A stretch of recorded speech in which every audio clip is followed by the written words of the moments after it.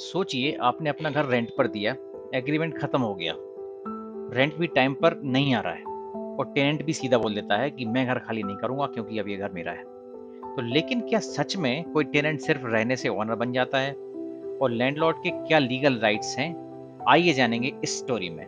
Hello दोस्तों, मैं हूं प्रशांत और आप देख रहे हैं कानून वॉइस। चलिए शुरू करते हैं। तो ये कहानी है मिस्टर शर्मा की। उन्होंने अपना एक फ्लैट एक टेनेंट को 11 मंथ के रेंटल एग्रीमेंट पर दिया। पहले सब कुछ नॉर्मल था, रेंट टाइम पर आ रहा था, एग्रीमेंट भी क्लियर था। लेकिन एग्रीमेंट एक्सपायर होने के बाद टेनेंट ने रेंट देना स्लो कर दिया।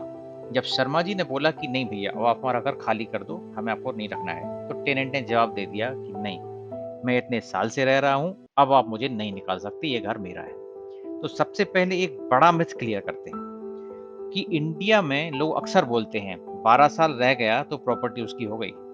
ऐसा नहीं है, ये बात आधी अधूरी है। लिमिटेशन एक्ट के आर्टिकल 65 में 12 वर्ष का जो कॉन्सेप्ट है वो एडवर्स परमिशन के लिए आता है। लेकिन टेनेंट का पोजीशन यूजुअली परमिसिव होता है, यानी लैंडलॉर्ड की परमिशन से। तो इसे सिंपल भाषा में समझते हैं कि टेनेंट कभी भी घर का मालिक नहीं बन सकता, सिर्फ टाइम से कुछ नहीं होता। तो अभी पहले समझते हैं कि एडवर्स परमिशन या एडवर्स पोजीशन क्या होती है। तो एक एग्जांपल लेते हैं कि मान लो कोई स्ट्रेंजर आपकी खाली जमीन पर बिना परमिशन के 12 साल तक रह लेता है और आप उससे कुछ नहीं कहते, कुछ कोई एक्शन नहीं लेते, कुछ नहीं करते, तो वो कोर्ट में ओनरशिप क्लेम कर सकता है। इसे कहते हैं एडवर्स पोजीशन। एक्ट का आर्टिकल 65 यही कहता है। टेनेंट ने घर इसलिए रखा है क्योंकि लैंडलॉर्ड ने दिया है, तो ये परमिशन बेस्ड पोजीशन हो गया। ठीक है, सुप्रीम कोर्ट ने क्या कहती है? कोर्ट ने क्लियरली ये कहा है कि जब तक टेनेंट ओपनली ना कहे कि मैं ही इस घर का असली मालिक हूं, लैंडलॉर्ड का कोई हक नहीं है, तब तक उनका पोजीशन एडवर्स नहीं माना जाएगा। क्यों? एक और सिंपल एग्जांपल समझते हैं कि जैसे रमेश ने 15 साल पहले सुरेश से घर किराए पर लिया। सुरेश ने कभी नोटिस नहीं भेजा, रेंट नहीं लिया। रमेश सोचता है 15 साल हो गए, अब तो मेरा जो है ये घर मेरा हो गया। ये एक गलत सोच है। रमेश का पोजीशन आज भी परमिसिव है क्योंकि वो सुरेश की परमिशन से आया था। जब तक रमेश कोर्ट में ये पब्लिकली ना कहे कि सुरेश का कोई हक नहीं बनता, मतलब लैंडलॉर्ड का कोई हक नहीं बनता इस घर पर, मैं अब मालिक हूँ, 12 साल 50 साल बाद भी घर सुरेश का ही रहेगा।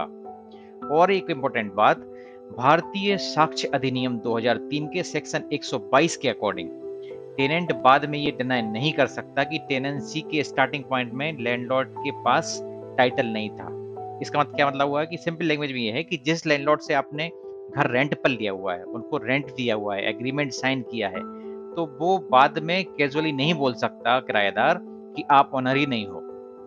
अब सवाल आता है कि लैंडलॉर्ड ऐसी सिचुएशन में क्या करे कि अगर कोई कब्जा करने की कोशिश करता है कोई किराएदार। तो step 1, rental agreement, rent receipts, bank transfers, ID proof जो भी आपने लिया हुआ है, पुलिस वेरिफिकेशन। जब आप रेंट एग्रीमेंट करते हो तो पुलिस को सूचना देते हो, तो पुलिस वेरिफिकेशन का जो प्रूफ होगा वो कोई व्हाट्सएप चैट वगैरह है, वो सब डॉक्यूमेंट्स को सेफ रख लीजिए। स्टेप 2, टेनेंट को रिटन लीगल नोटिस भेजिए। अगर मंथली टेनेंसी है और एग्रीमेंट में कुछ और नहीं लिखा तो transfer of property act section 106 के अंडर 15 दिन का रिटन नोटिस दिया जा सकता है। स्टेप 3, नोटिस के बाद भी टेनेंट अगर घर खाली नहीं करता है तो फोर्स यूज मत कीजिए। लॉक चेंज करना, बिजली पानी काट देना, ये सब मत कीजिए। डायरेक्ट कोर्ट या रेंट अथॉरिटी में एविक्शन और recovery of possession case file कीजिए। ठीक है, हमें जबरदस्ती नहीं करना। लैंडलॉर्ड के राइट्स और क्या हैं? लैंडलॉर्ड्स के राइट हैं कि रेंट एग्रीमेंट के टर्म्स प्रॉपर्ली फॉलो करवाएं। रेंट ड्यू है तो रिकवरी क्लेम करें। एग्रीमेंट एक्सपायर हो गया है तो बैलेट डॉक्यूमेंट फिर से बनवाएं, और अगर बैलेट ग्राउंड है तो एविक्शन फाइल करें। रेंट एग्रीमेंट जैसे एक्सपायर होता है तुरंत उसको नया रेंट एग्रीमेंट बनाएं।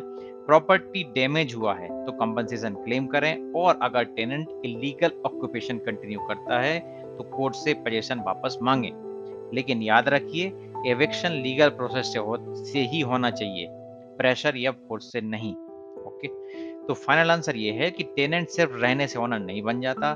12 साल का रूल ऑटोमेटिक ओनरशिप नहीं देता है।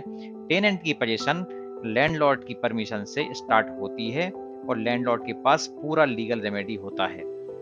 अगर आप लैंडलॉर्ड हैं, पैनिक मत कीजिए, डॉक्यूमेंट रखिए, रिटन नोटिस भेजिए और प्रॉपर लीगल चैनल के थ्रू प्रोसेस को फॉलो कीजिए। तो लास्ट में कहूँगा कि ये वीडियो सिर्फ एजुकेशनल पर्पज़ के लिए था।